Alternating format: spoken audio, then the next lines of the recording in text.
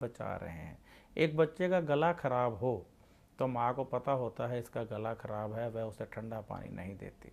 लेकिन बच्चा रोता है और सोचता है कि ये मुझे ठंडा पानी या कोल्ड ड्रिंक क्यों नहीं दे रहे। उसे इस बात का ज्ञान नहीं है कि इससे उसका गला खराब हो जाता है, वह बीमार हो जाता है। इसी प्रकार परमात्मा हमें उन चीज़ों से, उन वस्तुओं से, उन मांगों से दूर रखते हैं जो हमें नुकसान करने वाली होती हैं।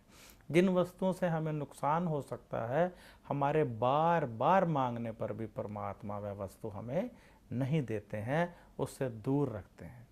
एक बार मैं अपने निवास पर जब सुबह उठा आरती करने के लिए, तो मैंने देखा कि जो जोत शिरडी से मैं जोत लेके आया हुआ था, मेरे घर में प्रज्वलित थी, वह बुझ गई है। मैंने ज़ोर ज़ोर से रोना शुरू कर दिया।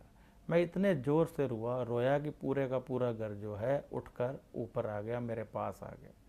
मेरे पूजा राम में सभी खड़े थे। मैं रोए जा रहा था कि मेरे बाबा की जोत आज बुझ गई है, क्यों बुझ गई है। मुझे इसका भान ही नहीं था कि पूरे घर में गैस सिलेंडर की पाइप फटी हुई है और उसकी बदबू आ रही है। जब पूरा परिवार मेरे पास आया तो उन्होंने कहा ये बदबू कैसी आ रही है। देखा तो रसोई घर में गैस सिलेंडर की पाइप फट चुकी थी और पूरा घर गैस से भरा पड़ा था। जल्दी से सारी खिड़कियां खोल ली गई और लाइटें बंद कर दी गई। तो आपने देखा कि यदि गैस की पाइप फटती है तो आग को बढ़ना चाहिए, लेकिन यहाँ पर जोत बुझ रही है। यानी बाबा के पास कोई और विकल्प नहीं था। जब गैस पाइप फटी तो साईं ने हाथ देकर, हाथ रखकर उस जोत को बुझा दिया, जिससे कि पूरे घर में आग लग सकती थी। परंतु आग नहीं लगी, उल्टा जोत भी अस्त हो गई। तब मुझे ज्ञान हुआ कि साईं इसी पूजा रूम में हैं, मेरे साथ हैं, तभी तो पूरे घर को उन्होंने बचा लिया। वरना आज उस सिलेंडर के अतिरिक्त 5-6 सिलेंडर और पड़े थे, सभी के सभी फट जाते और भारी भरकम नुकसान हो जाता और शायद हम सब मर जाते। लेकिन परमात्मा ने हाथ देकर सभी को बचा लिया। तो इस तरह परमात्मा कार्य करते हैं, वह हमें बचाते हैं और हमारा कल्याण करते हैं। लेकिन हम अधीर हो जाते हैं। हम जब परमात्मा से कुछ मांगते हैं, हम जब कोई इच्छा करते हैं, तो हमें इस बात का ज्ञान रखना चाहिए कि परमात्मा हमारे लिए भला ही चाहते हैं। यदि हम मांगे कि हे प्रभु, यदि ये वस्तु मेरे लिए ठीक है तो मुझे दे दो, तो इससे बढ़कर कोई भी मांग नहीं होगी। परंतु हम तो मांगते हैं, नहीं नहीं प्रभु हमें ये दे दो, नहीं नहीं हमें ये दे दो। ऐसा कभी नहीं मांगना चाहिए। परमात्मा से मांगने के लिए परमात्मा की इच्छा को साथ में लेकर चलना चाहिए। ओ चोरी क्यों होती है, हमारा नुकसान क्यों होता है? बहुत से भक्त दुखी रहते हैं कि उनका काम नहीं चलता, उनका व्यापार बंद हो गया है या फिर उनके घर चोरी हो गई है। ऐसी परेशानियां भक्तों पर क्यों आती हैं? आइए जानते हैं। व्यक्ति का व्यापार बंद हो गया, अच्छी भली नौकरी थी छूट गई, 50,000, लाख, 2 लाख कमा रहे थे, अब कमाई नहीं आ रही। परेशान हो जाते हैं भक्त, परेशान हो जाते हैं श्रद्धालु, परेशान हो जाते हैं लोग कि हमारे साथ ऐसा क्यों हो रहा है। अब एक व्यक्ति ने 5 लाख रुपए इकट्ठे किए, चोरी हो गए, परेशान हो गए। अब एक व्यक्ति नई कार लेकर आता है, दुर्घटना होती है, कार टूट जाती है, परेशान हो गए। कहते हैं स्वामी जी, बेटी के लिए धीरे धीरे करके सोना बनाया था, सब चोरी हो गया, सब चोरी हो गया। आपने कभी सोचा कि ऐसा क्यों होता है? हमने पैसा इकट्ठा किया, चोरी हो गया, क्यों हुआ? हमारा व्यापार बहुत अच्छा चल रहा था, बंद हो गया, क्यों हुआ? हमारी नौकरी अच्छी भली चल रही थी, क्यों छूट गई, क्यों हुआ? आप बताएंगे?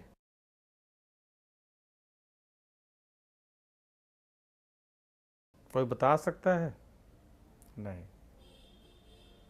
क्योंकि आप लोग अधीर हो जाते हैं, परेशान हो जाते हैं। मैं आपको बताता हूँ। एक व्यक्ति की किस्मत में यदि दुर्घटना लिखी है और लिखा है कि उसकी बाजू फ्रैक्चर हो जाएगी, टूट जाएगी, उसके लिए परमात्मा ने उसे 1 लाख रुपए दे दिए, उसके खाते में जमा है, उसने एफडीआर करवा ली या सोना खरीद लिया या ज़मीन खरीद ली कि इस व्यक्ति की जब बाजू टूटेगी तो 1 लाख रुपए ये अपनी बाजू पर लगाएगा। अच्छे कर्म कर लिए, पाठ पूजा कर ली, दान पुण्य कर लिया, और यदि उसकी बाजू टूटनी कैंसिल हो गई, अब बाजू नहीं टूटेगी, परमात्मा का ऐसा आशीष मिल गया, तो क्या परमात्मा अपना दिया हुआ 1 लाख रुपया वापस नहीं लेंगे? अब यदि परमात्मा ने 1 लाख रुपए वापस लेना है तो कैसे लेंगे? वह चोरी होगा या कोई नुकसान हो जाएगा। अब एक भक्त की किस्मत में लिखा है कि 6 माह का वेतन, 6 माह का वेतन इसके शरीर पर लगेगा, यानी ये रोगी हो जाएगा और सारे का सारा पैसा इसके शरीर पर लगेगा। अब उसकी माँ ने बहुत पाठ पूजा की, बहुत आरतियाँ की, बहुत ध्यान किया, बहुत जोत जलाई, बहुत तीर्थ किए और कहा कि हे प्रभु मेरे बच्चे को सुखी रखना, मेरे बच्चे को स्वस्थ रखना। अब प्रभु भी प्रसन्न हो गए, दे दिया वरदान की तेरा बच्चा प्रसन्न रहेगा। तो अब यदि बच्चा प्रसन्न रहना है तो वह स्वस्थ रहेगा, स्वस्थ रहना है तो घर में रहेगा। तो अब उस अभिशाप का क्या होगा जिसमें ये लिखा था कि 6 माह का वेतन जो ये कमाएगा, जितना पैसा ये घर लेकर आएगा उसकी बीमारी पर लगेगा। तो ऐसे में प्रभु 6 माह उसको घर में बिठा देंगे, उसकी नौकरी छूट जाएगी। क्या आपके मन में भी गरीबों के लिए दर्द है? यदि आप भी गरीबों को देखकर तड़फ उठते हैं, यदि आप भी सामाजिक क्षेत्र में आगे बढ़ना चाहते हैं, सामाजिक कार्य करते हुए अपना परलोक सुधारते हुए अपनी एक अलग पहचान बनाना चाहते हैं, गरीबों को पेंशन देने, गरीब कन्याओं की शादी करने, मंदिर, वृद्ध आश्रम, अनाथ आश्रम जैसी धार्मिक सामाजिक संस्थाएं स्थापित करने में रुचि रखते हैं, तो आप भी हमारे साथ जुड़िए। हम आपका स्वागत करेंगे। हमने जो सामाजिक कार्यों का यज्ञ शुरू किया है, आप भी हमारे साथ जुड़कर इसमें आहुति डालिए, हमारी संस्था के सदस्य बनिए, हमसे संपर्क कीजिए। आप अपने क्षेत्र के प्रधान भी बन सकते हैं। यदि आप भी अपने क्षेत्र में हमारी संस्था की इकाई शुरू करना चाहते हैं तो हमसे संपर्क कीजिए। हमारा नंबर है 09814484800। आप हमें मेल भी कर सकते हैं, दिए गई आईडी पर आप मेल कर दीजिए।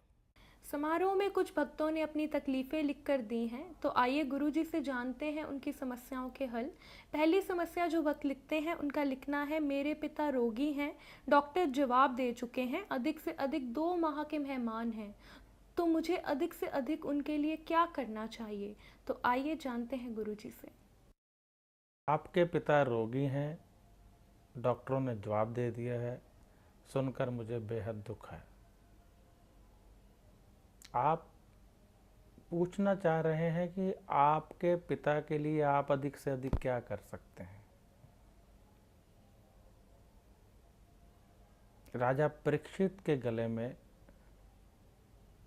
जब मौत का तांडव नाचने लगा, उन्होंने ऋषि के बेटे के सामने ऋषि के गले में सांप डाल दिया था, तो उन्हें श्राप मिल गया था कि उनकी मृत्यु हो जाएगी। जब नारद मुनि को ये ज्ञात हुआ तो उन्होंने राजा परीक्षित को सुख सागर यानी मद् भागवत पढ़ने का संदेश भेजा ताकि उनका भवसागर पार होना निश्चित हो सके। आप अपने पिता के सिरहाने बैठकर सुख सागर मद् भागवत का पाठ कीजिए, गीता का पाठ कीजिए, उनके हाथों आटा, दाल, चावल, दूध अधिक से अधिक दान करवाइए, वस्त्र दान करवाइए, और जितना अधिक आप पाठ कर सकते हैं उतना ही अधिक लाभ उन्हें मिलेगा। सुख सागर मद् भागवत बाजार से ले आइए, उनके सिरहाने बैठकर उसका जाप किया कीजिए, पाठ किया कीजिए, एक मंत्र उनके सिरहाने लगा दीजिए, उनका कल्याण निश्चित ही हो जाएगा। बहुत से भक्त अमृतसर आते हैं और गुरुजी से मिलते हैं, अपनी समस्याएं उनके सामने रखते हैं। अब मैं वह पत्र पढ़ने जा रही हूँ जिन भक्तों की मनोकामनाएं गुरुजी के आशीष से पूरी हुई और अब वो धन्यवाद करने के लिए पत्र लिख रहे हैं।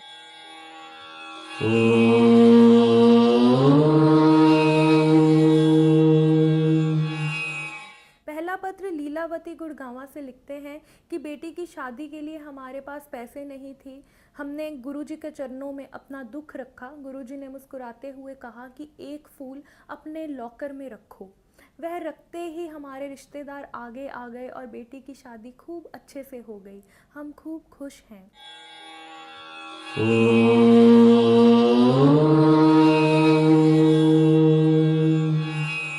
अगला पत्र नेहा जी पंजाब से लिखती हैं कि मेरी कोई औलाद नहीं थी। डॉक्टरों के चक्कर काट काट कर हम थक गए थे, टूट गए थे। गुरुजी के पास आए अमृतसर तो उन्होंने साईं बाबा के चरणों में एक नारियल लगाकर हमें खाने के लिए दिया। वह खाते ही मैं गर्भवती हो गई। अब मेरे घर बच्चा होने वाला है। मैं खूब खुश हूँ, मैं बेहद खुश हूँ।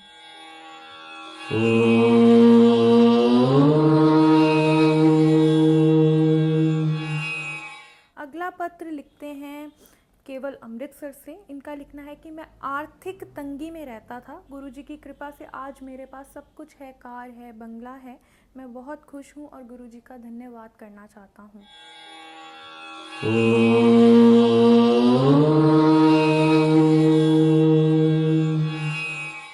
अगला पत्र जो लिखते हैं भक्त, वह कहते हैं कि गुरुजी चाहे कहते हैं कि वह कुछ नहीं है, सब साईं हैं, परंतु गुरुजी के हाथों लिया प्रसाद जादू सा करता है, चमत्कार करता है। अनेक रोग थे मुझे। जब मैं गुरुजी से मिला तो गुरुजी ने मुझे प्रसाद दिया। वह खाते ही मेरे सारे रोग दूर हो गए। अब मैं बिल्कुल ठीक हूँ और गुरुजी का धन्यवाद करना चाहता हूँ। मैं आप सभी भक्तों को भी बताना चाहूँगी कि अगर आपको भी कोई समस्या है, आपको भी कोई रोग है, आपके घर कोई औलाद नहीं हो रही, आपकी किसी भी तरह की समस्या है, तो आप आकर अमृतसर गुरुजी से मिलिए। हर रविवार को दोपहर 12 बजे से लेके शाम 4 बजे के बीच आप कभी भी आकर मिल सकते हैं और आपकी समस्या का हल आपको बिल्कुल निःशुल्क दिया जाएगा। मैं आप सभी भक्तों को बताना चाहूँगी कि श्री बृजमोहन सूरी जी ने 2 ग्रंथ लिखे हैं, एक श्री साईं गीता सार और दूसरा श्री साईं मद् भागवत। ये दोनों ग्रंथ सहानी पब्लिकेशंस द्वारा प्रकाशित किए गए हैं। अगर आप ये ग्रंथ मंगवाना चाहते हैं तो आप हमें कॉल कर ऑर्डर लिखवा सकते हैं। क्या आपके मन में भी गरीबों के लिए दर्द है? यदि आप भी गरीबों को देखकर तड़फ उठते हैं, यदि आप भी सामाजिक क्षेत्र में आगे बढ़ना चाहते हैं, सामाजिक कार्य करते हुए अपना परलोक सुधारते हुए अपनी एक अलग पहचान बनाना चाहते हैं, गरीबों को पेंशन देने, गरीब कन्याओं की शादी करने, मंदिर, वृद्ध आश्रम, अनाथ आश्रम जैसी धार्मिक सामाजिक संस्थाएं स्थापित करने में रुचि रखते हैं, तो आप भी हमारे साथ जुड़िए। हम आपका स्वागत करेंगे। हमने जो सामाजिक कार्यों का यज्ञ शुरू किया है, आप भी हमारे साथ जुड़कर इसमें आहुति डालिए। हमारी संस्था के सदस्य बनिए, हमसे संपर्क कीजिए। आप अपने क्षेत्र के प्रधान भी बन सकते हैं। यदि आप भी अपने क्षेत्र में हमारी संस्था की इकाई शुरू करना चाहते हैं तो हमसे संपर्क कीजिए। हमारा नंबर है 09814484800। आप हमें मेल भी कर सकते हैं। दिए गई आईडी पर आप मेल कर दीजिए। एक भक्त जानना चाहती हैं कि उनके रसोली थी और प्रोग्राम देखने पर गुरुजी के बताए अनुसार उन्होंने अपनी रसोली पर हाथ रखकर पाठ किया, जिससे कि रसोली बिल्कुल ठीक हो गई। अब वह जानना चाहती हैं कि मेरी एक बेटी है जो बोल नहीं सकती, तो क्या उसके लिए भी कोई आध्यात्मिक उपाय है कि वो ठीक हो जाए? तो आइए गुरुजी से जानते हैं। आपके रसोली थी, मुझे जानकर प्रसन्नता हुई कि आपने रसोली पर हाथ फेरा, पाठ किया और रसोली ठीक हो गई। अब आपका प्रश्न है कि आपकी बेटी जो बोलती नहीं है, क्या किसी पाठ से उसे भी लाभ मिल सकता है? तो ज़रूर मिल सकता है। जैसा कि मैं आपको बताता रहता हूँ, आप पानी का एक गिलास लेकर उसको वाइब्रेट करना शुरू कीजिए, यानी हाथ में लेकर उसको पाठ करना है। जितना अधिक पाठ करेंगे उतनी वाइब्रेशन, उतनी ज़्यादा वाइब्रेशन उसमें आती जाएगी।